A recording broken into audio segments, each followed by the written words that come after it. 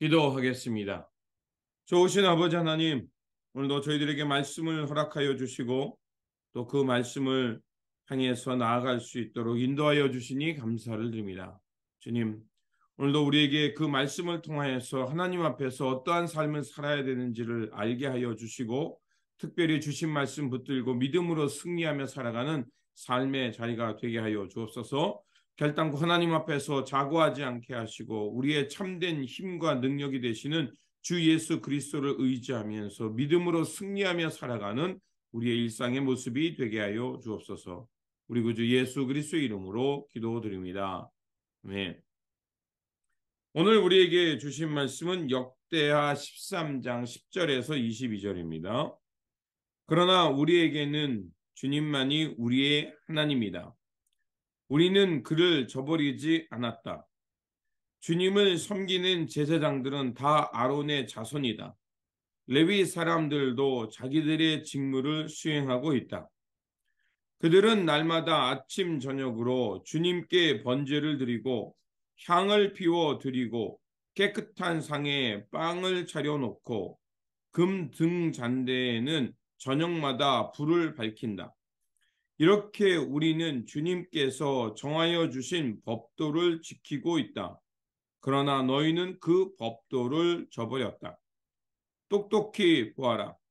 하나님은 우리와 함께 계신다. 그가 우리의 우두머리시다. 그의 제사장들은 너희를 공격할 때 불려고 비상 나팔을 들고 서 있다. 이스라엘 자손아, 너희 주 조상의 하나님과 싸울 생각은 하지 말아라.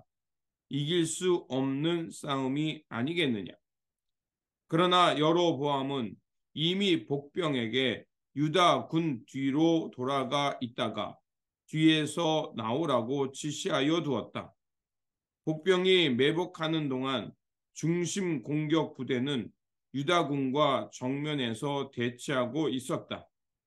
유다군이 둘러보니 앞뒤에서 공격을 받고 있는 것이 아닌가.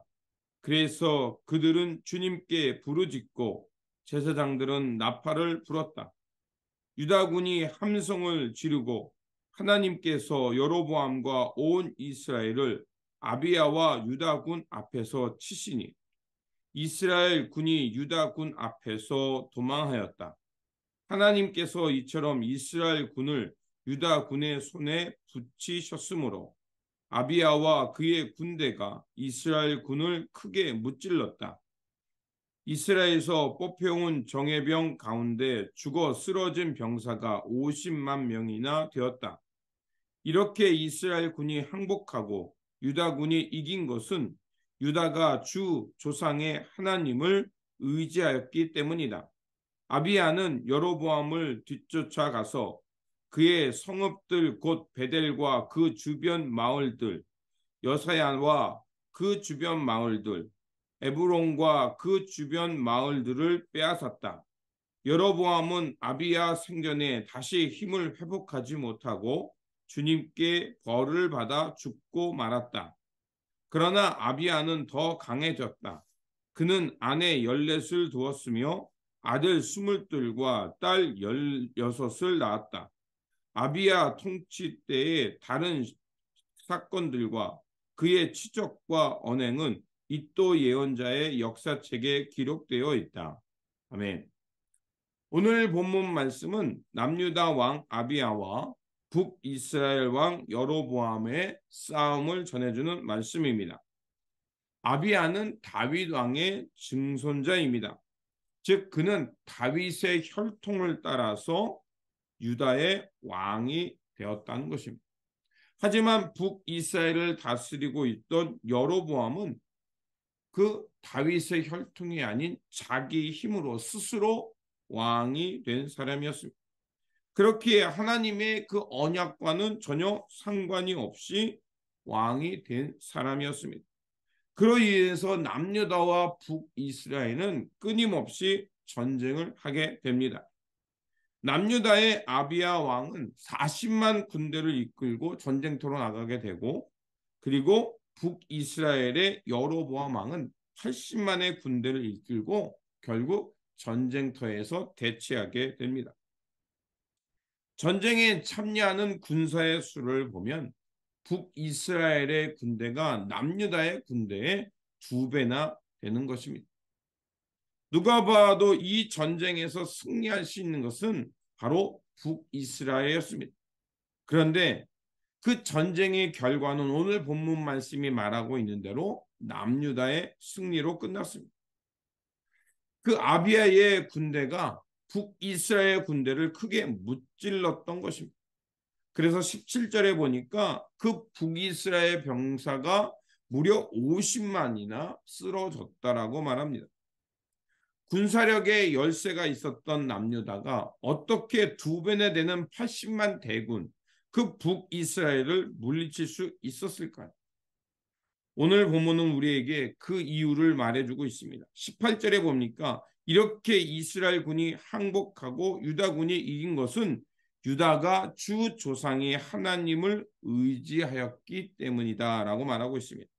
바로 남유다가 이 전쟁에서 승리할 수 있는 것은 그 민족의 우두머리가 되시고 하나님의 언약을 지켜가는 그 여호와를 의지하였기 때문이라고 말하고 있습니다. 그리고서 4절에서 12절은 그 아비야의 연설을 통해서 그들이 승리할 수밖에 없었던 이유를 말하고 있습니다. 열왕기상 15장에 아비야의 일대기가 나오는데 그 오늘 우리가 읽은 4장에서 12장 말씀은 그 열왕기상 15장에 나오지 않는 부분입니다. 그럼에도 불구하고 역대기는 그 부분을 통해서 다시 한번 여호와가 이스라엘 민족 편에 서야 있는 이유를 밝히고 있는 겁니다. 아비야는 그 연설을 통해서 우리는 다윗과 맺은 언약이 있다라고 말합니다. 그리고 그 언약은 영원히 파기될 수 없는 소금 언약임을 밝히고 있습니다. 소금의 성질이 무엇입니까? 무엇인가를 변하지 않게 하는 거죠. 바로 하나님의 언약은 변하지 않고 영원히 지속됨을 말합니다.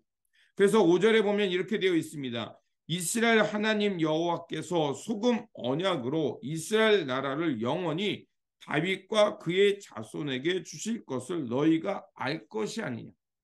바로 자신들은 이 하나님의 변치 않는 언약 가운데 왕이 되었고 이 나라를 이끌어 간다는 것입니다.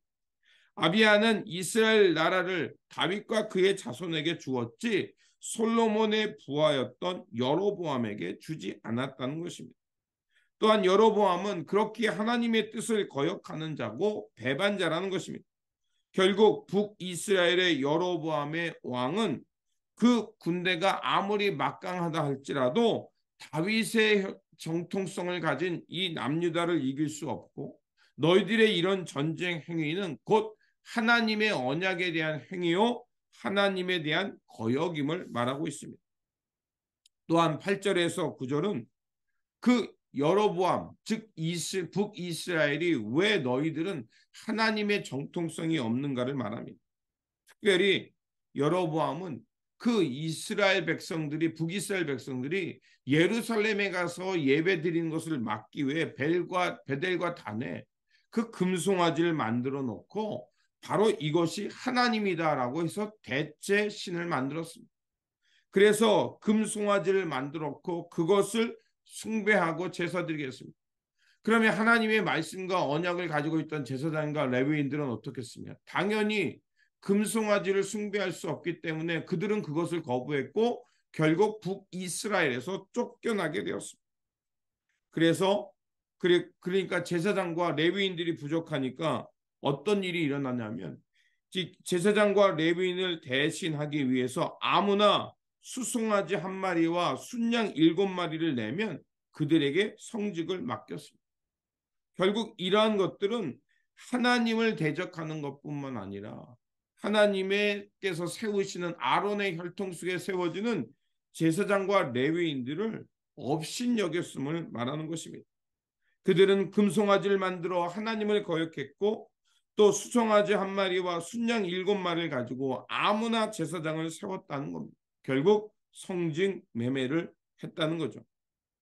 결국 그랬기 때문에 그들의 수가 아무리 많다 할지라도 여호와를 섬기고 여호와를 의지하는 백성들을 이길 수 없다는 것입니다. 그래서 아비야는 12절에 이런 결론을 내립니다. 12절 봅니다. 똑똑히 보아라. 하나님은 우리와 함께 계신다. 그가 우리의 우두머리시다. 그의 제사장들은 너희를 공격할 때 불려고 비상나팔을 들고 서 있다. 이스라엘 자손아, 너희 주 조상의 하나님과 싸울 생각을 하지 말아라. 이길 수 없는 싸움이 아니겠느냐. 바로 여호와를 의지하고 여호와의 언약의 정통성을 가지고는 우리와 대적하지 말라는 것입니다. 그렇습니다. 세상이 본다면 북이스라엘의 여로보암 군대가 이길 것 같았지만 결국 하나님을 의지하는 아비야의 군대가 이길 수밖에 없음을 말하고 있습니다. 결국 이 전쟁의 승패는 군사력에 있는 것이 아니라 하나님에 대한 언약과 누가 하나님과 함께하는가가 이 전쟁의 승리자가 된다는 것입니다. 우리의 인생도 그렇습니다. 우리 인생 속에 수많은 장애물을 만나고 세상의 여러 가지 도전을 만나게 됩니다. 때로는 불의와 타협하라고 우리를 유혹하기도 하고 또 세상은 우리를 두렵게 하는 거센 파도로 우리가 가는 길을 막으려고 합니다. 그래서 때로는 그 장애물이 거대해 보이고 풍랑에 의해 우리가 흔들릴 수도 있습니다. 하지만 우리가 기억해야 할 것이 있습니다. 바로 하나님의 언약이 우리와 함께 있고 우리가 하나님과 함께하는 삶을 나아갈 때 승리할 수 있으리라 믿습니다. 바로 우리가 하나님을 의지하고 하나님의 말씀을 따라 묵묵히 간다면 우리를 대신해서 싸우시는 하나님의 군사들이 있을 뿐만 아니라 우리가 하나님의 언약을 귀하게 여김으로 틀림없이 승리하게 될 것이라 믿습니다.